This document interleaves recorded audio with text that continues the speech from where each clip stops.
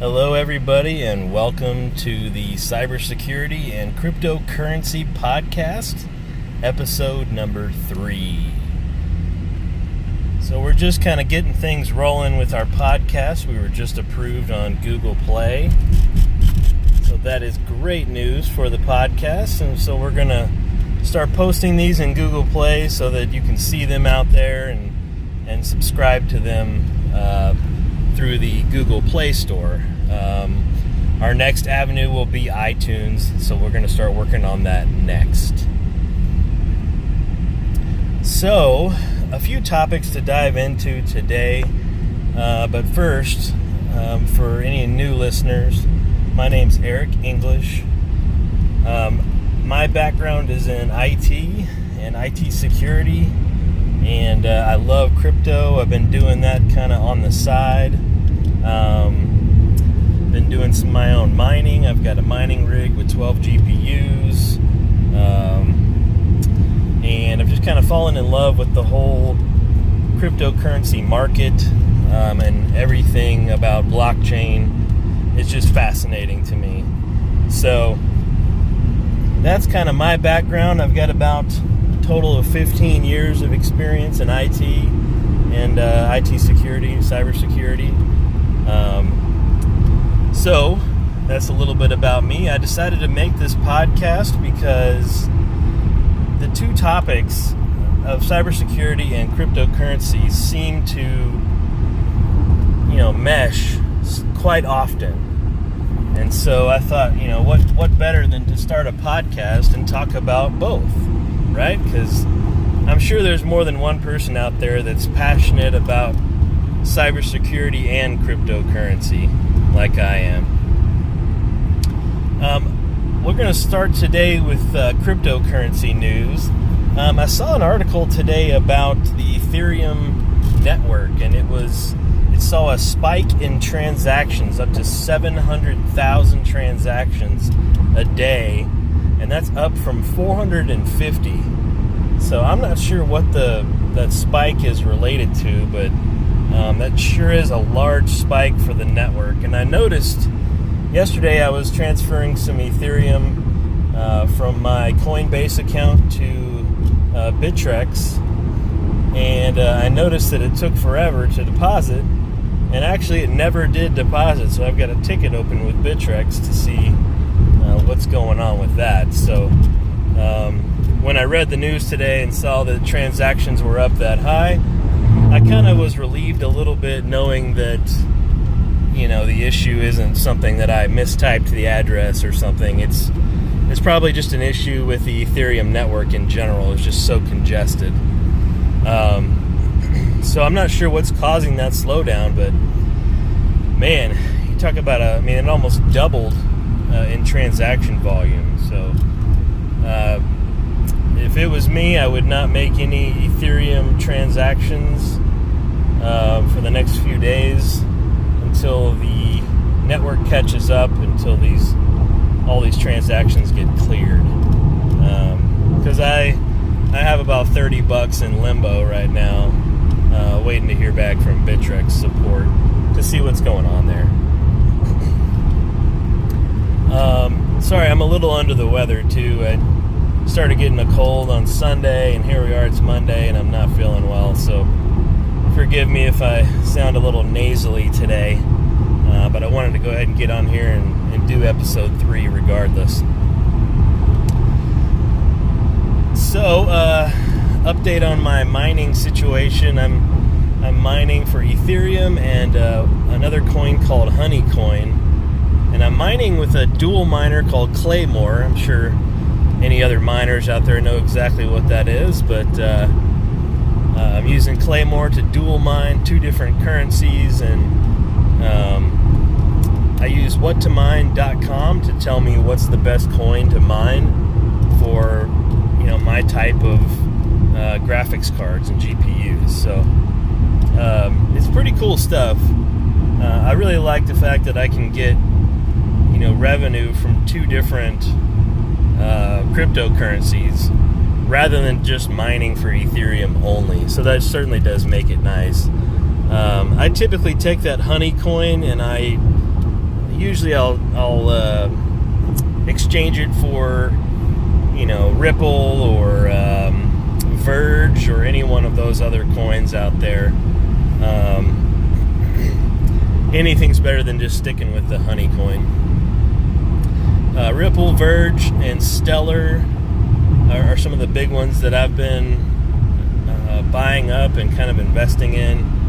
I got a little bit of Tron as well. But Ripple is kind of where I'm placing my biggest bet. They're the third largest cryptocurrency out there. At least they were last time I checked. And, it's pretty large for any cryptocurrency, but the value of the coin itself is rather low, if you ask me. I mean, it was at 45 cents yesterday, I believe. And that's just extremely low.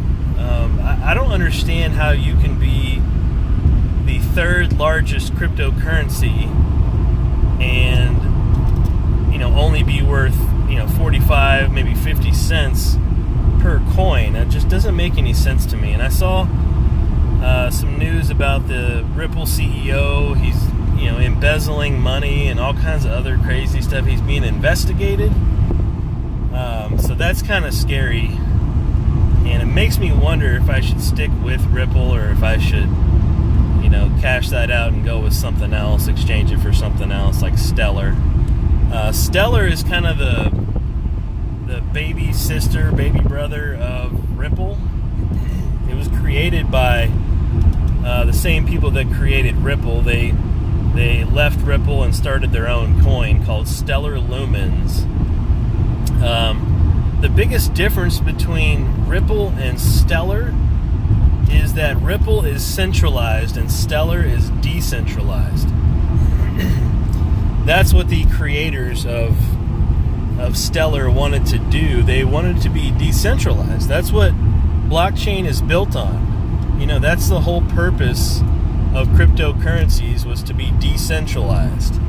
And so they didn't agree with Ripple's take, and so they decided to spin off and do their own thing.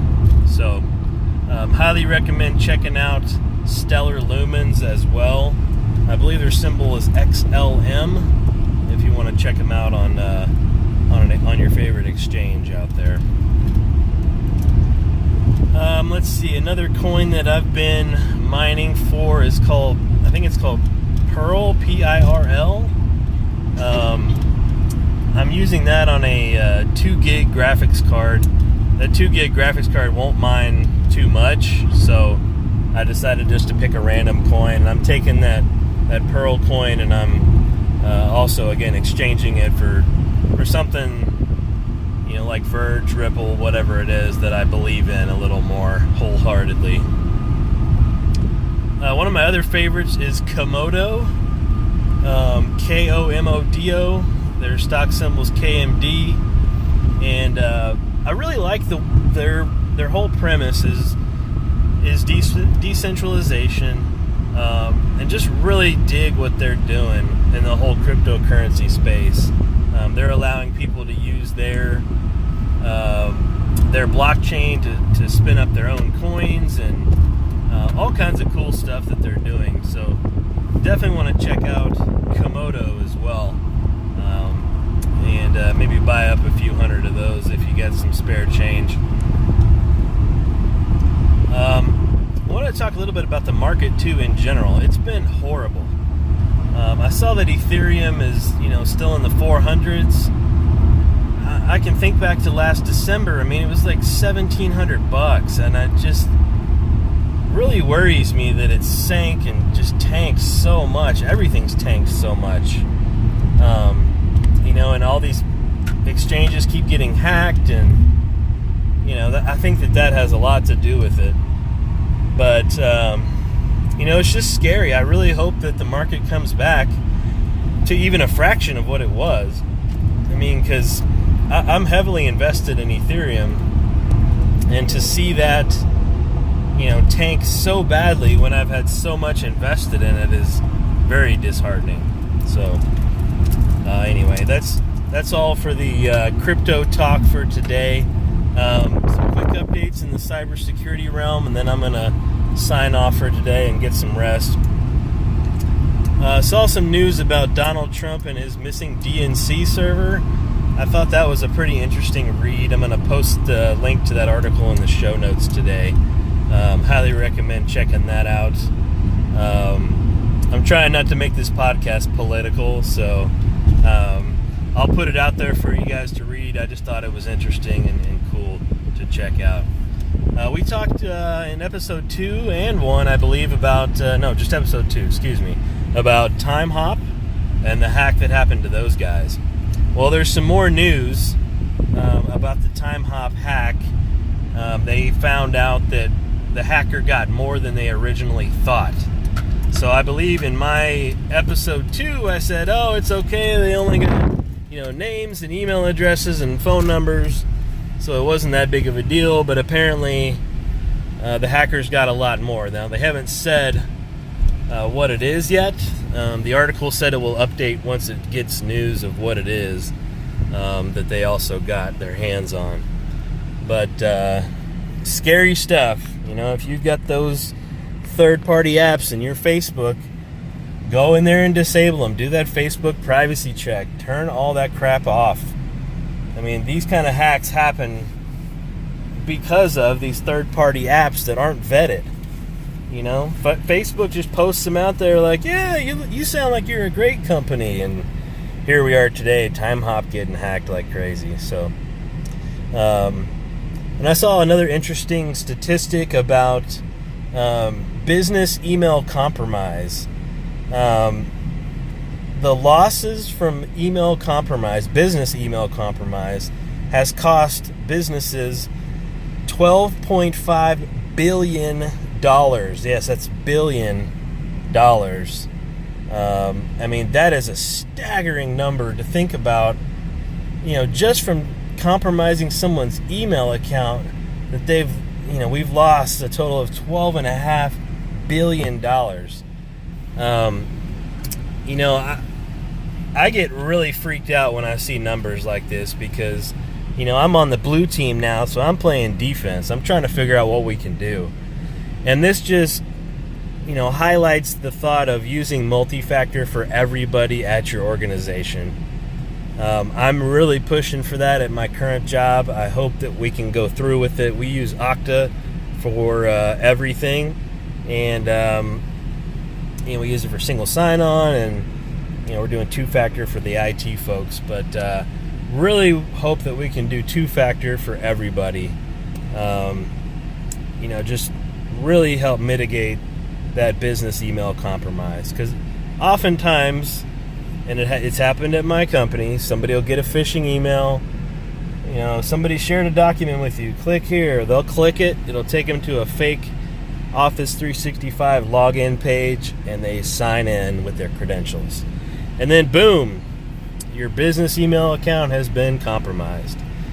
So, there's really no way to prevent that.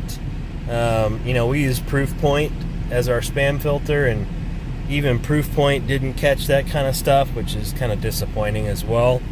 But Proofpoint didn't catch it, and these hackers are creating new websites daily and buying up these domains and setting up these fake Office 365 login pages on a daily basis. So it's so hard to keep up with all these fraudulent domains that they're creating.